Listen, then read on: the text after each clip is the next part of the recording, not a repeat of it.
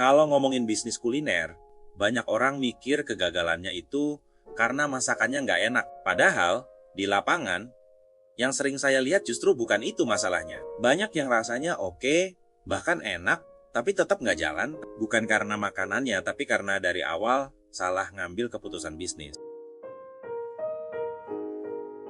Di video ini, saya mau ngobrol santai soal kesalahan paling umum yang sering terjadi waktu orang mulai bisnis kuliner.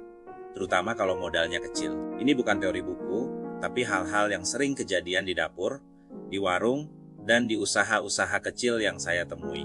Kesalahan pertama yang paling sering, menunya kebanyakan. Baru buka, tapi mau jual ini, itu, semuanya mau diambil. Padahal, modal kecil itu harusnya fokus. Semakin banyak menu, dapur makin ribet, stok makin mahal, dan tenaga makin capek. Yang bertahan justru biasanya bukan yang menunya banyak, tapi yang menunya sedikit, tapi konsisten dan cepat. Bayangin, kamu punya warung nasi, tapi menunya ada ayam goreng, soto, bakso, sampai spaghetti.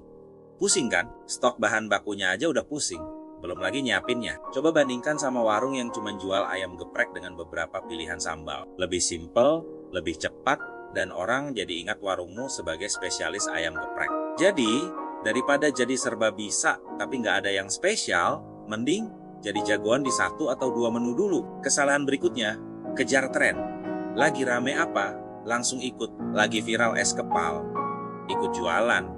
Ada minuman boba baru, ikut juga. Tanpa benar-benar mikir, ini dibeli ulang. Atau cuma karena penasaran coba-coba. Tren itu datang cepat dan pergi cepat. Begitu trennya hilang, jualan kamu juga ikut hilang. Sementara kebutuhan makan harian, kayak nasi lauk atau sarapan, itu selalu ada. Mau kondisi ekonomi lagi bagus atau lagi turun, fokus pada kebutuhan dasar orang, itu jauh lebih aman daripada ikut-ikutan tren yang umurnya pendek. Bisnis yang bagus itu, yang bisa dibeli orang setiap hari, bukan cuma sekali, seumur hidup karena lagi viral aja. Kesalahan yang juga sering banget saya lihat, modal habis di awal. Baru mau mulai, tapi uangnya udah habis buat renovasi tempat yang wah, bikin logo yang super keren, cetak kemasan yang mahal, atau beli peralatan yang canggih. Kelihatan rapi, kelihatan niat, tapi lupa satu hal paling penting, uang jalan atau cash flow. Bisnis kuliner itu bukan soal kelihatan keren di hari pertama, tapi soal bisa bertahan di bulan ketiga, keempat, dan seterusnya. Uang jalan itu buat bayar sewa, gaji, beli bahan baku, bayar listrik, dan kebutuhan operasional lain sampai bisnismu banner-banner menghasilkan untung yang stabil. Jadi, daripada habis-habisan di depan buat tampilan, mending alokasikan modal buat dana darurat operasional. Yang penting dapur tetap ngebul dulu. Lalu, banyak juga yang hitung modal buka, tapi nggak pernah banner-banner hitung biaya harian. Mereka cuma hitung biaya sewa tempat, beli alat, sama belanja bahan baku pertama kali.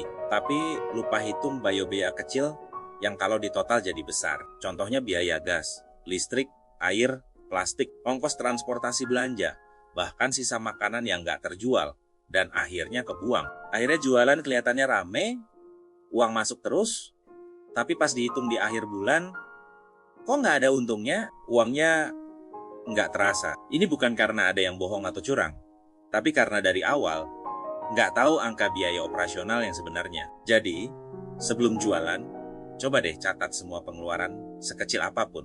Biar kamu tahu, satu porsi makanan itu sebenarnya butuh biaya berapa, dan harus dijual berapa biar untung. Kesalahan terakhir, terlalu cepat mau besar. Baru jalan sebentar, pelanggan baru mulai datang, udah mikir buka cabang di tempat lain. Padahal sistemnya belum rapi.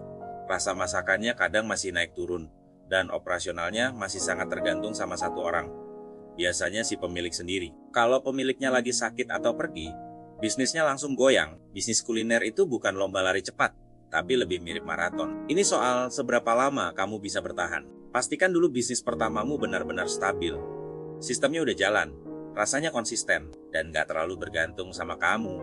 Baru deh mikir buat ekspansi, jangan buru-buru. Jadi kesimpulannya, kalau modal kamu kecil, itu sebenarnya bukan masalah utama. Yang sering jadi masalah, justru keputusan-keputusan kecil di awal yang kelihatannya sepele, tapi dampaknya panjang. Ini bukan cuma soal kamu pintar masak atau tidak, tapi lebih ke soal bagaimana kamu menyederhanakan bisnismu supaya bisa jalan setiap hari dengan efisien. Mulai dari yang sederhana, yang bisa kamu kontrol, dan bisa kamu ulang setiap hari, tanpa ngos-ngosan. Lebih baik bisnis kecil tapi sehat dan terus jalan, daripada kelihatan besar, tapi sebentar-sebentar kehabisan napas. Subscribe ya! Kita bakal bahas dunia F&B dengan jujur dan realistis. Terima kasih.